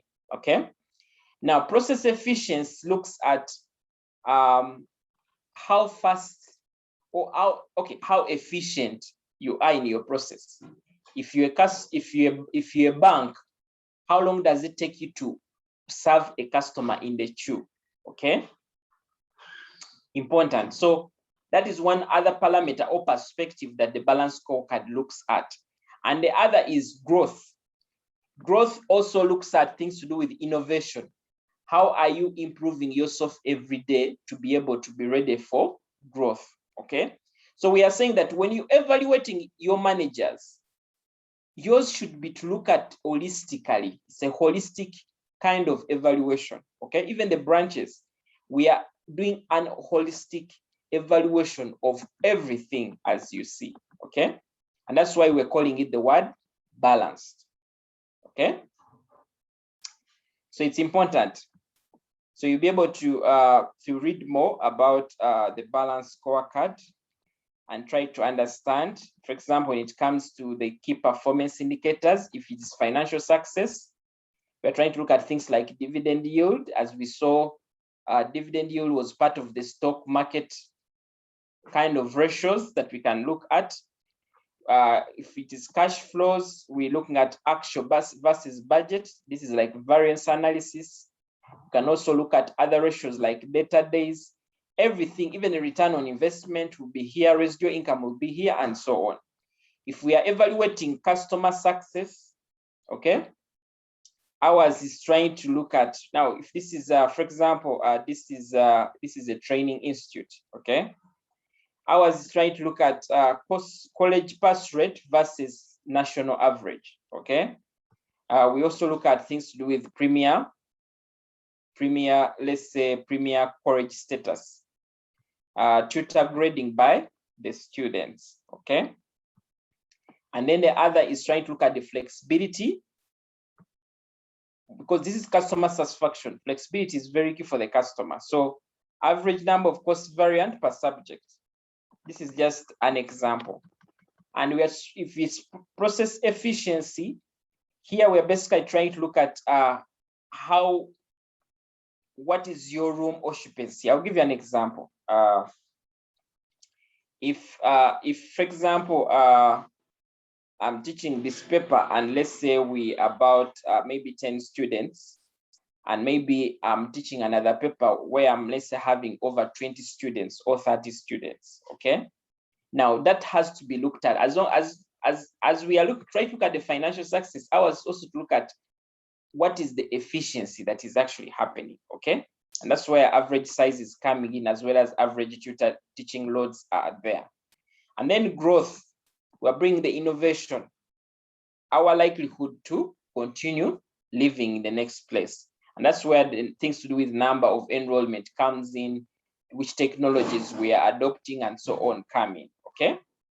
So it's important. So a question can come, the balance scorecard can be set, and they can basically ask you to describe the balance scorecard approach to performance measurement, okay? So you need to read more about the balance scorecard, and you'll see, as you can see, this is just a response to the question. Okay, these are very understandable things, and you'll find them you'll find them very easy. Okay, of course it has advantages, but one of the key advantage is because it is balanced. It takes into consideration all the other factors, not only financial. And the other thing, it's long-term perspective. Remember, it is looking at things like growth. It's looking at the customer perspective. Okay, it is even looking at process efficiency. So its mind is long-term. Okay, it's also, of course, flexible, because if one branch is not performing well on financial success, at least you're able to evaluate it on other parameters as well. Okay, yeah. So you can look at it, and of course, the difficulty with it is the determination of the respective key performance indicators. It's not something that could be very easy. For example, if you're trying to look at customer satisfaction, it will take you a lot of time to be able to get some of those things. Okay, yeah. So we've already talked about these things. For example, customer satisfaction, these are just like parameters that you can look at. If it's customer satisfaction, if it's process efficiency, you can look at these perspectives. If it's growth, you may look at those other perspectives, things like maybe new product brought in, time to market new products, and so on. The same thing with the financial perspective, where you look at things like profitability, sales growth, return on investment, and so on. Okay, yeah. So the other thing I want to conclude with is the aspect of performance measurement in service businesses. Okay, now service businesses, one of course the key factors that influence performance in service businesses is that service businesses have certain key characteristics, okay, that are a bit different from manufacturing, and understanding this help you even evaluate, because as in manufacturing, as we are saying, this branch has sold maybe 50 cartons of maybe these goods. With service business here, the services are intangible. Okay, so we have the aspect of intangibility. We cannot touch the service itself. Okay, and then of course inseparable also is very key, that one haircut is, you cannot say that two haircuts are the same. Okay, because these are totally two different heads and so on. Okay, so that is one of the other factor. And then of course perishability, they basically perish after the service. If I go to the bank, okay, and maybe I'm being served, that is the service in its own. After I'm done with the bank, the service is expired, compared to the stock that may remain there. Okay, so we have different characteristics of services that make them unique. Now, having that in mind, performance measurement in services may, of course, be perceived a bit difficult. Okay, and that is why we have what we call Fitzgerald and Moon. They provide what we call building blocks for standards, rewards, and dimensions for performance businesses, for performance measurement systems in service business. Okay, so we have what we call the standards. Okay, we have the standards, and here by standards, we're trying to look at ownership, availability, and equity. Okay, ownership, achievability, and equity. Okay, now of course the standard is like I don't know how to call it, but I'll give you an example. For example, maybe the standard time it takes me to get a haircut maybe is an hour. Okay, so that is the standard that is set for such a service, for example, a barber service. So here we're trying to say that the employees should own up to these standards, and they should know that these are the standards they are going to be used to measure them. Okay, And here we're saying we should involve them in setting these standards for easy ownership, okay? And the standards should also be high so that there's an achievement in, of course, if anyone achieves those standards, then they feel some level of achievement, okay? And then we are bringing the aspect of equity. Basically, these we shouldn't have bias in this. It means that the standards should be able to take into consideration where the divisions are operating. Okay, like for example, we have like I've given you cases of maybe Stanbic branch Arua, branch Kampala. The standards should be able to, if for example, a branch, let's say branch Kampala deals with the executive clients. These may be people who withdraw a lot of money and they take a lot of time in the bank because of the bulkness of the money. And the branch Arua is dealing with small people who are taking small cash. Somebody's withdrawing 20,000, 50,000. Now, the time you spend on serving a customer of 50,000, 20,000 cannot be compared with a corporate client, okay? So that is very key, okay? So that happens when it comes to the standards as part of the building blocks of this theory. And then we have the rewards, okay? Now, the rewards definitely should be able to reward people who are meeting the standards, okay? They should be able to meet. So under rewards, the things that we are talking about, that there should be clarity. Basically, the employees should know more about these rewards. The rewards should foster motivation, okay? Okay, to pursue the organizational objectives. And then the aspect of controllability, okay? So that is important, that managers should have certain level of controllability on their areas of responsibility. And then we have the dimension, okay? Remember we talked about, we said we have the standards, okay? The rewards and the dimensions. Those are the three things. So we've understood what standards are, we've understood the aspect of rewards. Now the next one is the dimension, okay? And by dimension means the performance measures, okay?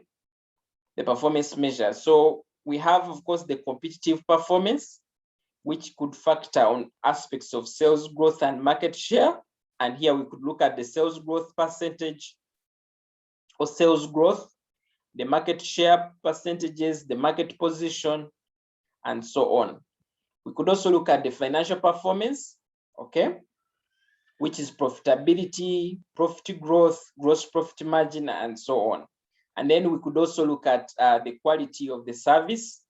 And here now we are bringing in the aspect of the customer perspective, responsiveness of staff, the quality of facilities, the number of complaints received, the repeated orders, the rejection as a percentage of production of sales. All this is within the dimension and trying to evaluate the performance of staff or employees in service businesses, okay? And then we have the aspect of flexibility, okay? Now, flexibility here, we're trying to look at things to do with speed of delivery. If, for example, waiting time maybe during the time when you're being served, let's say in a restaurant like KFC, things to do with the response to customer specifications. How long does it take you to respond to a customer who needs, let's say, a given service? Could be, let's say, maybe legal service or accounting services, whatever it is. How are you able to respond and meet their expectations, okay? And then aspect of coping up with demand, okay? Knowing that service businesses, you could have some customers coming in high numbers on given days compared to the others. For example, I think banks, we see that maybe we have more people that are going in the evenings, especially people who are banking money that they have sold during the day. And then we are seeing that maybe on weekends, there are also banks that open on weekends have long queues because everyone feels they should go to the bank over the weekend. So how is such an organization able to cope up with things to do with demand? Okay. And then resource utilization. Of course, service businesses, yes, may not have raw materials, but in terms of what we are inputting, okay? In terms of, for example, if we have, let's say, if it's a salon, and let's say we have a hairdresser, how many customers does that hairdresser serve? Okay, so we can be able to perform our performance measure around this area. Okay, so it's important for you to understand. So there are different examples here. We have an example for a restaurant, have an example for an accountancy firm, and so on. So when you go through the notes, you'll be able to pick very good information around here. Okay, and then we have innovation. Innovation, how you're able to improve your processes and better in the way you serve your customers. So that's also a performance measure. Okay, so we have an example here. We have an example here. As you can see, a service business has collected some figures relating to its just ended year. We have customer inquiries. Okay, we have new customers, 6,000, and actual is 9,000. Existing customers, we have 4,000, and then we have 3,000. Okay, and then businesses one, new customers 2,000, actual is 4,000. Of course, for here we basically got more customer inquiries compared to what we budgeted. Here we got low customer inquiries. Okay, and for example, for new customers here we got actually more customers than what we budgeted. And then new business from existing customers basically remain the same. Okay, so we have types of services performed. We budgeted for this 875, and here we had 780, basically an under. 575 here, and then we have 1850 right here. This is we basically performed well on service B. We also performed very well on service C. We also have employees here. Okay, we have service A, we have 5, and here we have 4. Okay, service B, we have 10, and here we have 10. Then we have the service, this service C, we have 5 here, and service 8. Okay, now the question here is asking us, calculate and illustrate the competitiveness and resource utilization. Okay, calculate and illustrate the aspect of competitiveness and resource utilization. Now, you're going to see how this plays. So now, competitiveness, of course, we can look at it by, of course, comparing in terms of how much, of course, how each kind of, let's say, how we are, each of the parameters that we have. For example, for customer inquiries, okay, as you saw here, we had new customers, we had 6,000, and here we had 9,000. Then for existing customers, we had 4,000 here and 3,000. Now, similar to that, the businesses one, we had 2,000 budget and we had 4,000. Means we did a bit much better. Okay, so us is to look at how did the inquiries actually feed into the orders. Okay, now we are going to see right here, you're going to see now when it came to new customers, 33%, you're going to see right here.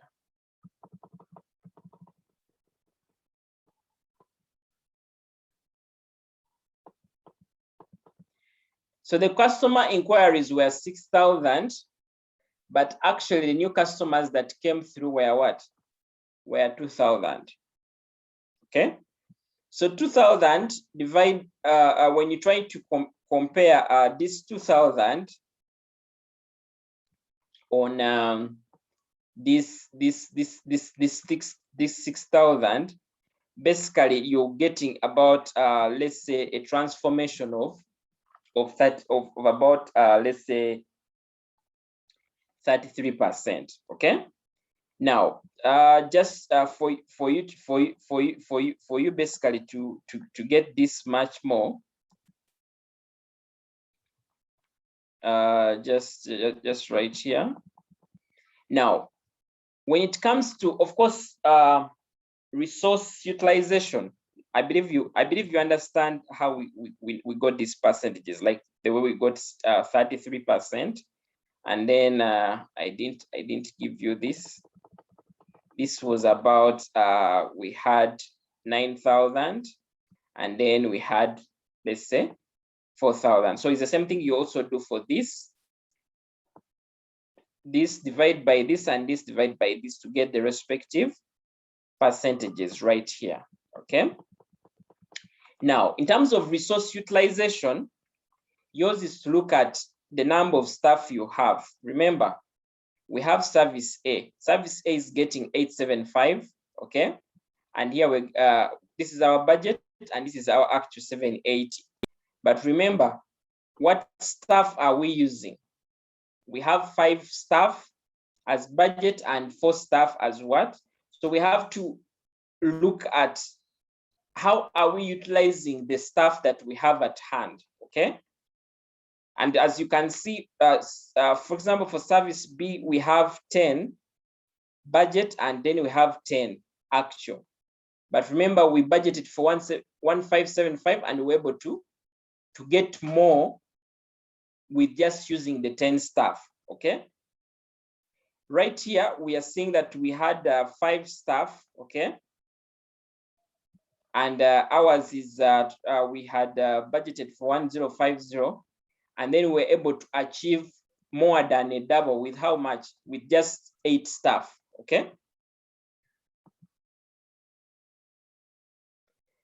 Okay, Henry says more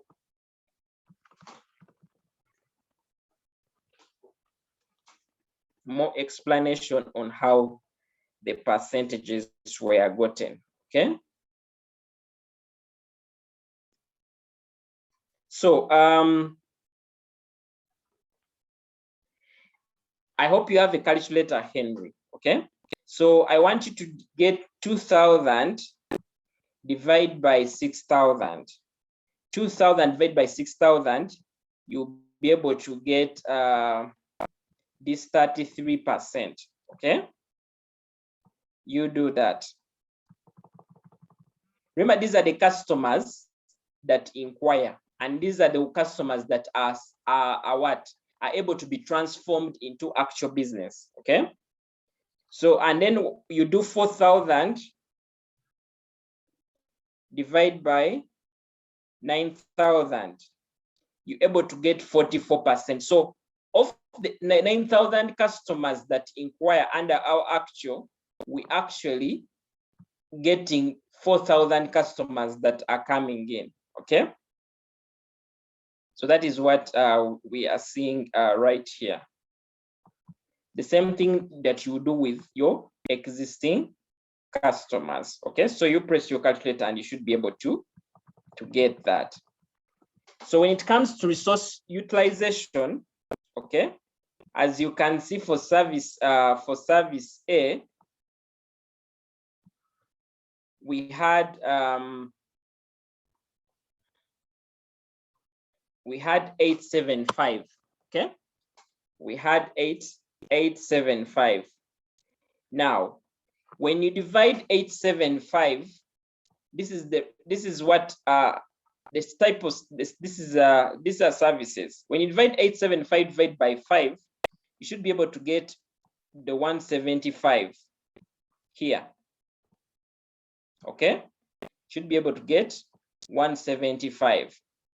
we are trying to say the utilization of the 875 with the 5 staff on average, basically how each staff was able to bring in resource utilization. Okay, like the way we said how many staff a hairdresser can serve. Okay, so right here for our actual, when it comes to service 8780, okay, 780 divided by 4 gives us 195. Okay, gives us 195, as you can see. Now we compare the budget with the actual. Okay, we compare the budget with the actual. Now when you get 195,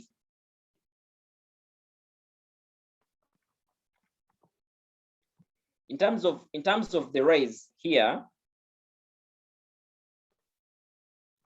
when you get 195 minus 175 gives you 20. So when you divide 20, divide by 175, you're able to get 11.4%. Okay, to get this raise, get the variance. 195 minus 175, you get 20. You get 20. 20 divided by the budget. Okay, you're able to get the respective raise on each of those. Okay, like that. So that should be able to give you the respective resource utilization, as well as these respective percentages on the aspect of competitiveness. Okay, yeah, there was a second example here, but given the time, this is just basically it's a theory thing that you can easily do. What you can try to read through. Okay, it was basically asking us to do with, okay, suggest to separate performance indicators that could be used to assess the following: food preparation department, okay, to assess the following of a food chain operation. Now, each time they bring something like food chain operation, you know very well that here, this is a service business. So you need to be able to use the model app. Okay. Yeah. So as you can see, there are suggestions here that were given, but all you'll be able to understand them when you go through the notes to understand this whole principle of Fitzgerald and Mon. Okay. Yeah. So it's very important. So it's already 23 past 9, and we need to be able to stop here for today. So I encourage you to read through the notes. I know we've gone through these things very fast, and because we don't have time, and we want to make sure that we are covering substantially, but good, the notes are with you. Make sure after this class, you concentrate and go through these notes, okay, and read. So very important. So thanks so much for being here, and I wish you the best in the rest of the night. Thanks.